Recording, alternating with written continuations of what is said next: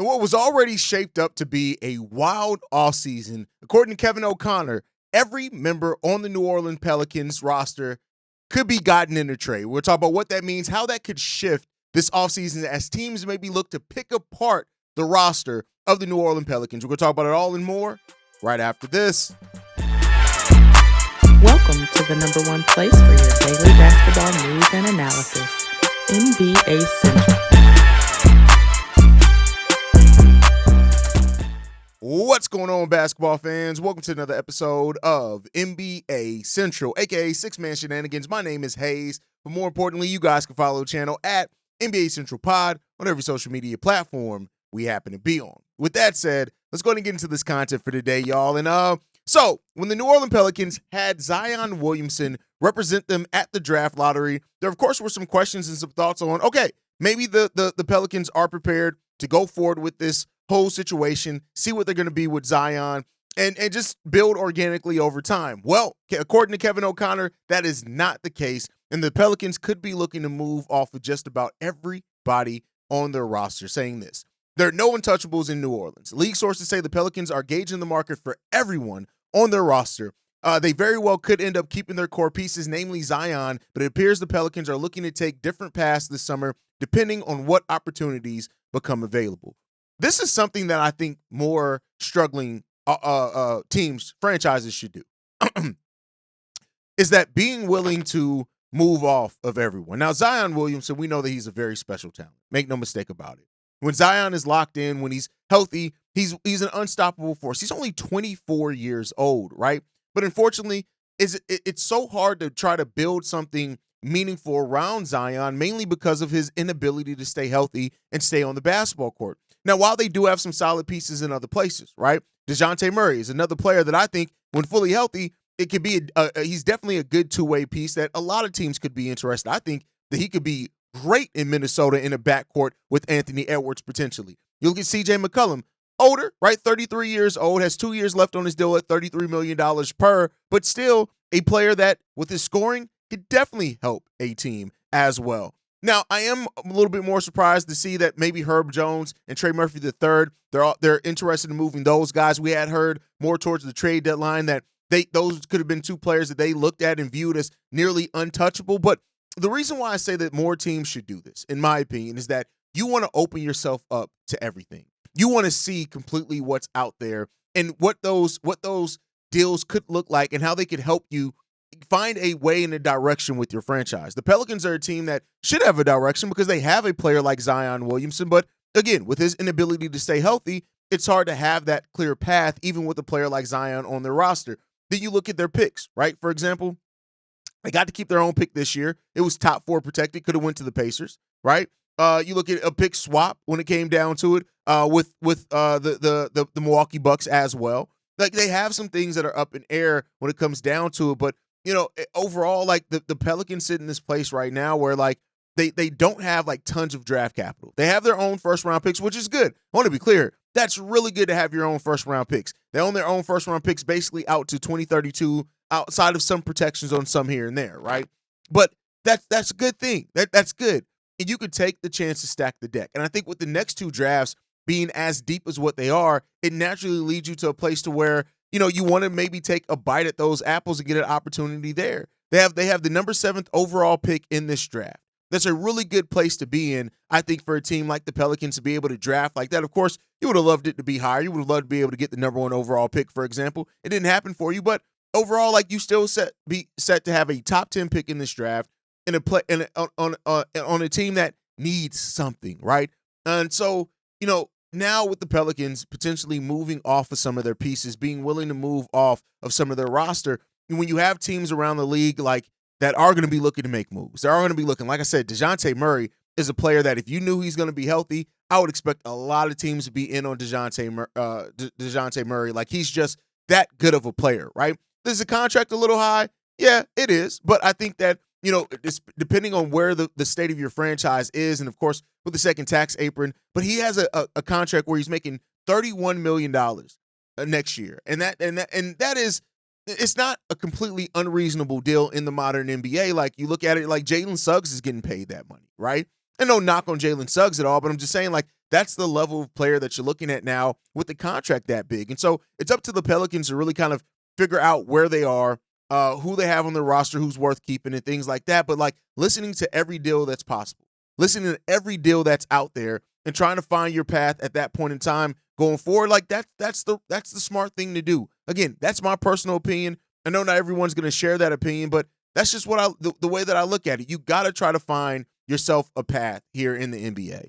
And to do that, you got to be willing to crack a few eggs. And so whether that means that them ultimately moving on from Zion Williamson, which may be the thing that they're least trying to do, like right, let's make no mistake about it. I don't think like the first thing that they're looking at is necessarily trades to get Zion up out of there. But if that's what it takes, and you then feel comfortable enough in the young talent that you have on your roster to move forward, I think you have to do that. I just think that you have to do that. And so, it was refreshing to hear this. Like I said before, if I haven't made that clear, I think that that's the right decision for this team. And the Pelicans now have to then pivot and look at their team. When you look at it, you have Zion Williamson, $36 million contract. The unique thing about his contract is it has an opt-out every summer of that deal. So if a team does make that and for some reason it doesn't work, you have that. He's under contract to the end of the 27-28 season. So you have 3 more seasons of that deal where you can make a decision to opt out of that contract if you decide to do so, and the team is the one that holds that option. You got the CJ McCollum, who we talked about, $30 million next year, expiring contract right next season. You got Dejounte Murray, 3 years left on his deal, last year being a player option. You got Herb Jones, 2 years left on his deal at $13 and $14 million, one of the better value contracts in the NBA. Trey Murphy III, he just signed an extension. Like his extension kicks in next year where he's going up for $5 million and $25 million, but I still think that's a reasonable contract for him. Now, you got young players like Yves Missy, who actually showed up pretty well for them on the back end of that season. I don't know if they're looking to move on from him. Jose Alvarado is a player that could help some teams, being a bench guard for them as well. They got some players here that you couldn't take a look at. And the Pelicans sit also in a place, interestingly enough, where they're $18 million underneath the first tax apron. So they have quite a bit of space that they can deal with as far as taking back more salary or whatever it takes. The Pelicans sit in a really good place where they can be the third team in some trades, right? They can be the team in some trades depending on the level of player that they're trying to move. But they have the complementary like a Jose Alvarado and other players that they can move on to as well that could help some teams solidify their bench. But let me know down below, what do you guys think? When you hear that the Pelicans are now open to moving everybody on their roster when it comes down to it. There's nobody that's untouchable on their roster. Who do you think's the most likely to be moved? Is it Zion? Is it Dejounte? Is it CJ McCollum? Is it Herb Jones? Is it Trey Murphy? Who do you guys think is the most likely to be moved on that Pelicans team? And do you think that they are taking the right path, like I do, by opening themselves up to make all these moves? Let me know that down below. With that said, there are also the Minnesota Timberwolves are a team that we've been talking about. Their interest in Kevin Durant is around there. There was an article in Clutch Points which talked about 3 deals and trade targets that the Minnesota Timberwolves could have this offseason, right? And so I want to look at that. One is, of course, Kevin Durant. He's going to be on any list like this. They have the deal being Julius Randle, Dante DiVincenzo, Rob Dillingham, Luke Garza, and a 2025 first-round pick that they are getting from Detroit. Now, the problem with this deal is that they're sending multiple salaries back for Kevin Durant, which the Suns can't take as long as they are over the second tax apron.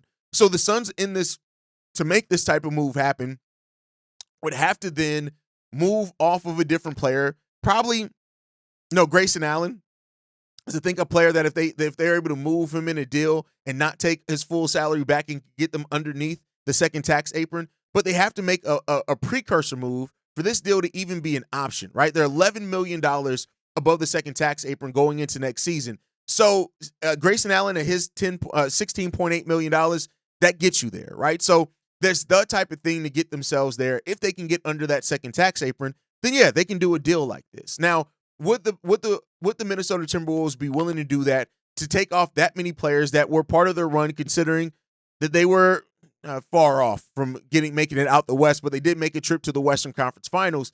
I do think that the first round pick for them is on the table. I do think that the Timberwolves could move that pick and use that as one of the chips to get themselves another player, but it's going to take more than that. Dillingham is probably going to be the barrier of entry there. Julius Randle, it just kind of makes some sense if that ends up being the case there as well. They do have the 17th pick in this draft, so it's still a decent enough pick right outside the lottery where you can get yourself some pretty solid players if you're making that move with the Minnesota Timberwolves. But again, the biggest thing here is that if Kevin Durant is their number one target, the Suns have to get under the second tax apron first.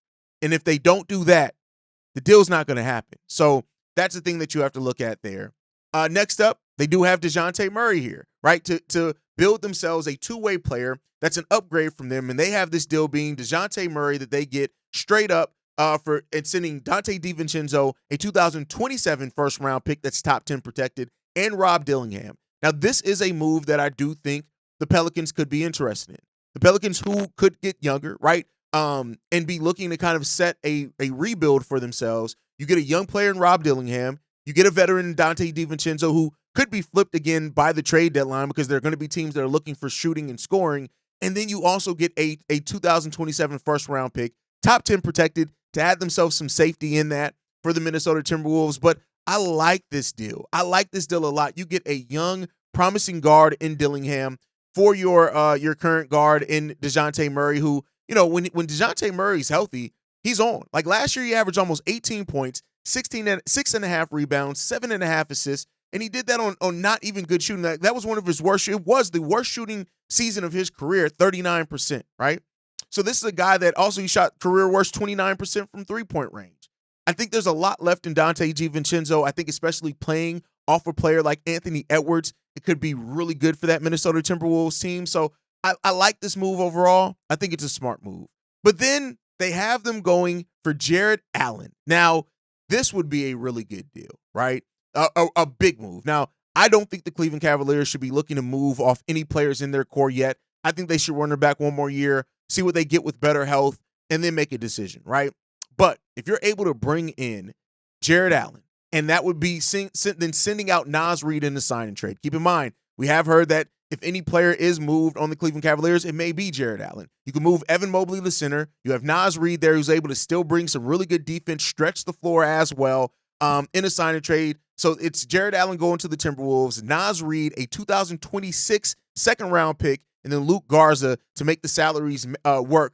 I actually like this deal for the Minnesota Timberwolves a lot. I think this deal makes a lot of sense for the Wolves. If I'm being 100% honest, I think this could be a move where it helps the Wolves get better. They get a talent in there, and you know the fit with Rudy Gobert could be a question. Maybe you look to move him in a subsequent move. Do you keep Julius Randle in a case like this? But I like this move potentially a lot if this was something that happened in the real world, right? And the Minnesota Timberwolves made this trade, but I guess we'll see. I guess we'll see what happens here. But the Wolves do have a little bit more flexibility. I think they are going to be one of those teams that are very hungry. They got a little bit of a taste with it. Anthony Edwards needs to be better for sure. He has to understand how to perform better on those big stages. I think overall, you're seeing some things, man, when it comes down to it, that could very well help this team out a lot. So we'll see what the future does hold there. Is this a move that ends up happening?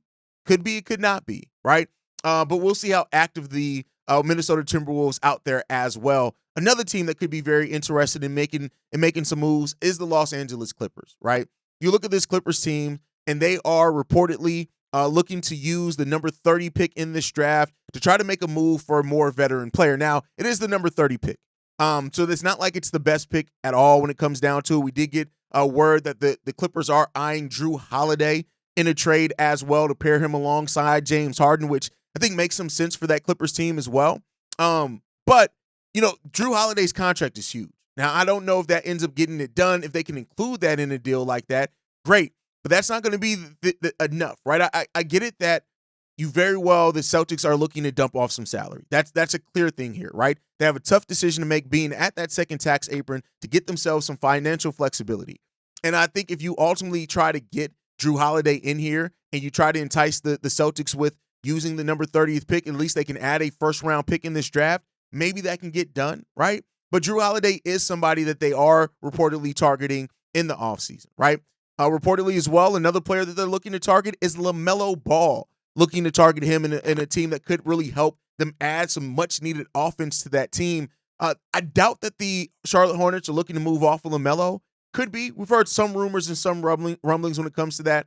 But the Hornets are a team that they have to draft their stars. They've never been a free agent destination really at all in the history of that franchise. I don't see that changing anytime soon. So for them to really ever be good, it means that they have to draft their guys. And is that enough, right? That's the question that you have to ask yourself here. But we'll see. We'll see. Another target that the Clippers are reportedly is that they would love to get into the Giannis Antetokounmpo business. I don't see that happening. I don't see that happening at all. I don't see a world in which the Clippers are able to put together a deal that would make sense for the Milwaukee Bucks unless Giannis just wants to go to LA. If that's the case, if he just wants to go to he must go to LA, then maybe they can get that done. But overall, I have my serious doubts on if this is a deal that's really feasible personally. But hey, I could be wrong on that one. But let me know what you guys think on all that down below on the reported trade targets by both the Minnesota Timberwolves and the Los Angeles Clippers. And then with the Pelicans as well, shopping all their roster. Let me know what you guys think on that. But that's my time for today, guys. Make sure you guys are following us at NBA Central Pod. You send us any feedback, questions, comments, concerns, NBA Central Show at gmail.com. And then lastly, if you want to leave a text message and our voicemail for the mailbag, the number to do so, 773-270-2799. We're the number one spot for everything basketball related. Catch you guys on the next one. Next time I feel like making a video. Bye tomorrow. Peace, y'all. This has been a presentation of the Breaks Media.